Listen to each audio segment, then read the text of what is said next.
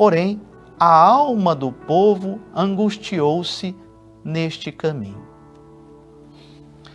Às vezes tem certos caminhos que nós trilhamos, que nós percorremos em nossas vidas, que pode nos deixar angustiados.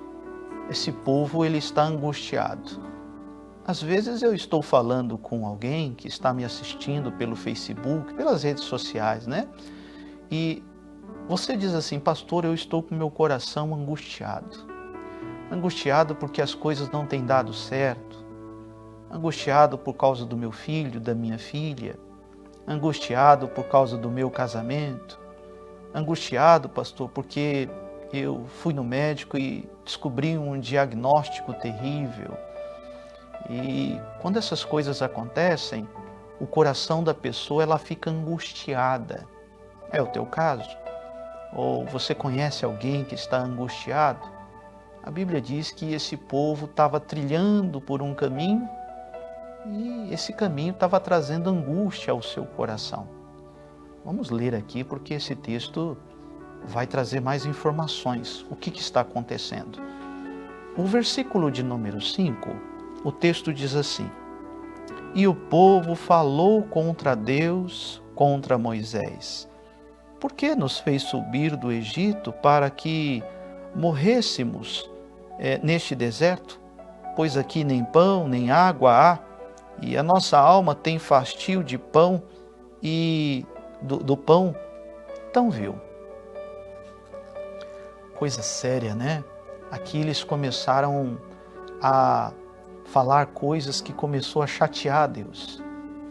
Nós podemos até estar angustiados por alguma coisa, mas isso não nos dá ou não nos dará o direito de falar contra Deus. Esse caminho não será bom. Eles poderiam até ter as razões dele, você pode até ter as suas razões, mas falar contra Deus, isso não será um bom caminho. Eles começaram a falar contra Deus e contra Moisés. Quando nós estamos falando contra Deus, somos contrários à sua palavra. Eles começaram a murmurar. Isso é uma coisa muito séria que o cristão, o filho de Deus, ele não deve fazer. Pastor, o que eu devo fazer? Nós já vamos ver no texto, mas uma das coisas que você deve fazer quando você está assim, é ir para o seu quarto, orar, entregar as suas aflições a Deus. Não sair falando para todo mundo, porque senão você pode cair exatamente nesta passagem. Deus começou a ouvir isso e ficou chateado com este povo, porque a murmuração deles, eles estavam reclamando que eles não tinham o pão, que eles não estavam no Egito, mas poxa vida, eles estavam livres. E aí, continuando o texto, vamos ler aqui.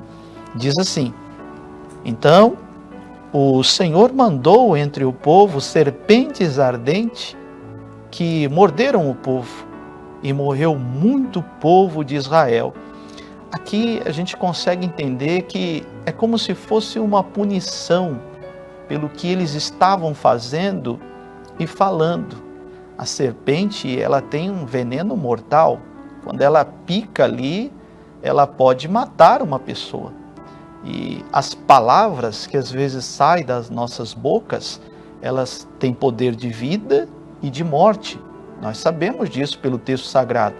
Continuando, diz assim: Pelo que o povo veio a Moisés e disse: Havemos pecado, porquanto temos falado contra o Senhor e contra ti. Ora ao Senhor que tire de nós estas serpentes. Então Moisés orou pelo povo. Glória a Deus. O povo se arrependeu. Eles perceberam que eles estavam indo longe demais. E se dirigiram a Moisés e falaram: Poxa vida, Moisés, nós erramos quando começamos a murmurar. Nós chateamos Deus. Fale com Ele que nós estamos arrependidos. Sabe, o Evangelho é isso. O Evangelho é transformação de caráter, de personalidade. Conforme nós vamos caminhando com Cristo, ouvindo a sua palavra, nós vamos nos arrependendo. Nós vamos percebendo, às vezes, o quanto ignorante nós estamos sendo. Eles erraram, mas o importante aqui é que eles reconheceram o seu erro. Eles estão se humilhando. E isso é bom diante de Deus. E aí o versículo vai dizer o que vai acontecer. Porque Moisés, ele foi falar com Deus e vai trazer a resposta.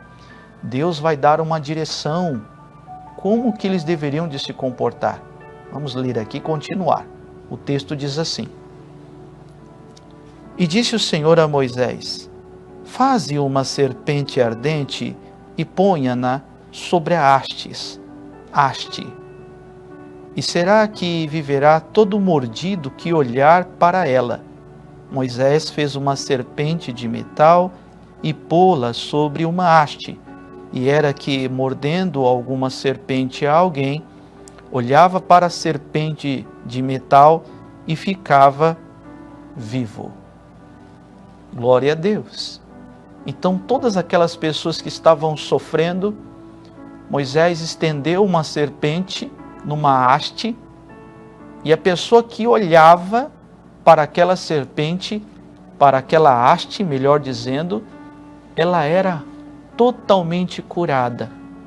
Agora, para a gente poder complementar, porque eu disse para você que Jesus menciona essa passagem no Novo Testamento. Então eu já deixei anotado aqui, já deixei mais fácil para nós, mas é o Evangelho de João, capítulo 3, o versículo 14. Olha que interessante, o Senhor Jesus agora, ele vai mencionar a passagem que nós lemos lá no Velho Testamento. E aí o Senhor Jesus, numa orientação, ele vai falar algo. Ele diz assim, Evangelho de João, capítulo de número 3, versículo 14. E como Moisés levantou a serpente no deserto, assim importa que o Filho do Homem seja levantado, para que todo aquele que nele crê não pereça, mas tenha a vida eterna. Porque Deus amou o mundo de tal maneira que deu seu Filho unigênito, para que todo aquele que nele crê não pereça, mas tenha a vida eterna. Mas que glória a Deus! Quando você olha para a cruz, você é curado. Olhar para a cruz aqui é olhar para o sacrifício que Jesus fez e dizer para ele: Senhor Jesus, o sacrifício que o Senhor fez não foi em vão. Eu te aceito como meu único e suficiente Salvador. Veja que a palavra de Deus diz que Deus deu o seu único Filho, o seu único Filho e amado, Senhor Jesus, sem espera por entrega, sem espera por amor, sem retribuições. Jesus, ele se deu, ele se doou por completo para resgatar de novo aqueles que, por assim dizer, foram picados pela maldade, pela ignorância, pela soberba, pelo pecado. Quando nós olhamos para o verdadeiro Evangelho de Cristo, quando nós olhamos para a palavra de Deus, nós somos curados. Figurativamente, olhar para a cruz é olhar para Jesus. Então, como estamos chegando, melhor dizendo, vindo de uma semana abençoada, da Semana Santa, que esta palavra fique no seu coração. Não sei o que você tem sentido, o que você tem vivido, mas certamente, se você olhar para o Senhor Jesus, olhar para a cruz com olhar de ternura, certamente Ele vai curar a sua vida, a sua família, em nome de Jesus. Mas que palavra abençoada! Guarde ela então no seu coração. Olha,